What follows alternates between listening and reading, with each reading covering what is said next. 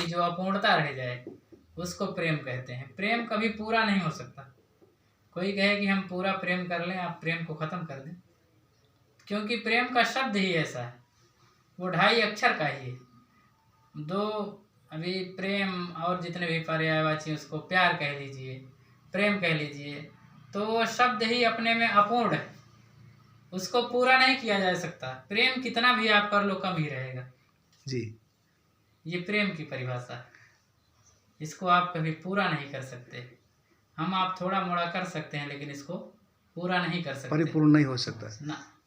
ये शब्द ही अपने में अधूरा है। इसलिए कभी कोई प्रेम, ये तो आदमी स्वार्थी है ना, स्वार्थ जो करता है शरीर के प्रति, वो कहता है हम प्रेम करते हैं।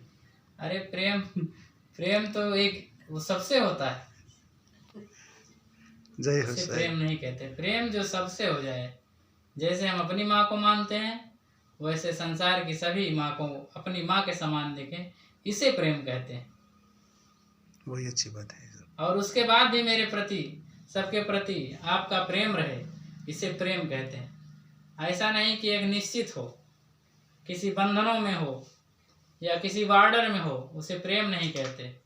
प्रेम तो कहते हैं ना, वसुधैव कुटुंबकम, पूरा संसार ही हमारा परिवार है, हम सबके हैं, सब हमारे हैं। ऐसी भावना हो जाए जीवन में तो उसे प्रेम कहते हैं। और बिना प्रेम के अगर आप महान बनना चाहें तो नहीं महान बन सकते। जिसके अंदर अकड़पन होता है, बहुत संतों को हमने देखा है, उनके जीवन में इतना अकड़पन, अरे चलो हटो, जल्दी घटाओ, भीड़ हटाओ, अरे क्या बताऊँ मैं, ऐसा जीवन नहीं होना चाहिए। भक्तों के यहाँ पहुँचते हैं तो मैं ये नहीं खाता हूँ, मैं ऐसे नहीं रहता हूँ, ऐसे रहता हूँ। अरे कौन सा मुझे आकर के यहाँ जीवन बिताना है जी। 2 दिन के लिए आया हूँ, 10 दिन के लिए आया हूँ, आकर के जो ने आपने प्रेम से खिलाया पिलाया, जैसे रखा रह लिए, आपको ज्ञान दे करके चले गए। कौन सा यहाँ जिंदगी बिताना है? आपको तो ज्ञान से मतलब, ज्ञान दे दिए, गए अपने आश्रम। तो ऐसा जीवन सरल होना चाहिए। और जब तक सरलता नहीं होगी तब तक भक्ति नहीं हो सकती, क्योंकि सरल स्वभाव न मन कुटिलाई, यथा लाभ संतोष सदाई। जीवन में अगर सरलता और सहजता नहीं है, भक्ति करने का जो लक्षण है भक्ति का, कि हमारे जीवन में सरलता और सहजता होनी चाहिए। अगर हमारे जीवन में सरलता और सहजता नहीं है तो भक्ति नहीं हो सकती।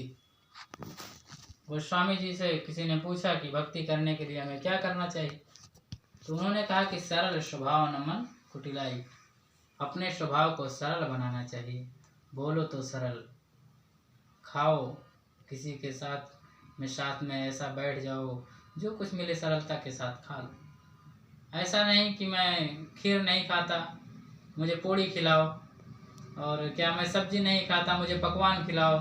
ऐसा नहीं, खिचड़ी भी मिले तो प्रेम से खा लो, सरल स्वभाव से। ऐसा स्वभाव सरल बनाओ कि जाने के बाद भी भक्त लोग सोचे कि वो साहिब जो आए थे वो कब आएंगे, उनका दर्शन कब मिलेगा, फिर कभी आ जाते तो अच्छा रहता। ऐसा स्वभाव बनाओ। इतना कठिन स्वभाव।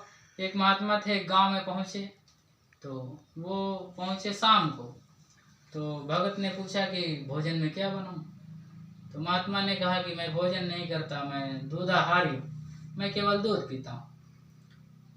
तो भगत ने गया, उसके पास भैंस थी, दूध लेकर गया, तो महात्मा जी से कहा महात्मा जी दूध पी लीजिए। तो महात्मा ने कहा कि ये दूध भैंस का है कि गाय का। तो उन्होंने, भगत ने कहा कि ये तो भैंस का है। तो उन्होंने कहा कि मैं भैंस का दूध नहीं, गाय का पीता। तो बगल में गांव में किसी के यहाँ लगती थी गाय, तो गाय का दूध जल्दी से लेके आया।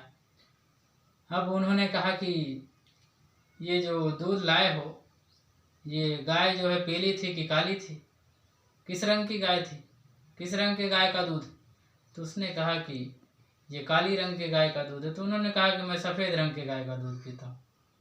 अब सफ़ेद रंग की गाय की किसी के उस गांव में थी नहीं, तो बगल के गांव में भागा गया, तो किसी के यहाँ जो है सफ़ेद रंग की गाय जो है दूध देती थी, उसके यहाँ से बेचारा दूध लेके भागा आया। वहाँ से जब आया तो उन्होंने कहा कि भक्त ने कि मैं दूध लेके आया हूँ महात्मा जी, सफ़ेद गाय का दूध है, उसको ग्रहण कर लो। तो महात्मा ने कहा कि जिसने दूध निकाला वो स्नान किया था कि नहीं किया था?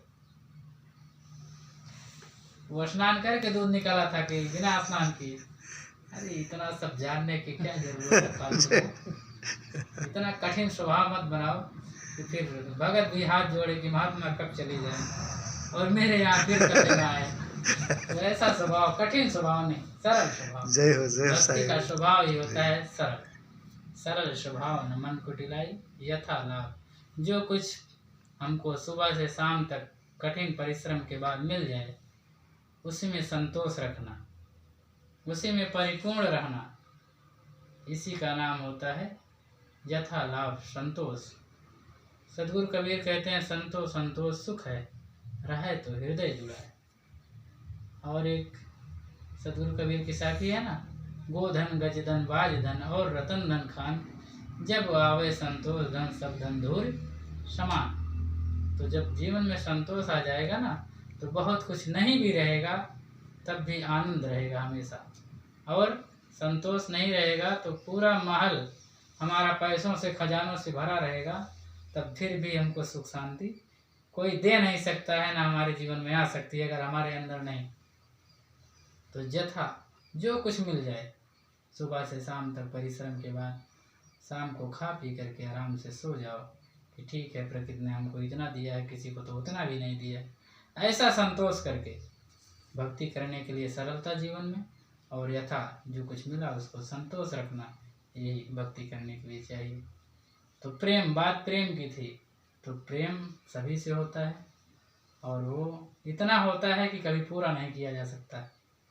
और मेरा भी सभी से निवेदन है कि जो प्रेम है, इस प्रेम को आप सभी आने वाले परिवार के सदस्यों में भी संस्कार डालते रहें, क्योंकि आगे की पीढ़ी जैसी चलती है वैसे आने वाली भी पीढ़ी चलती है।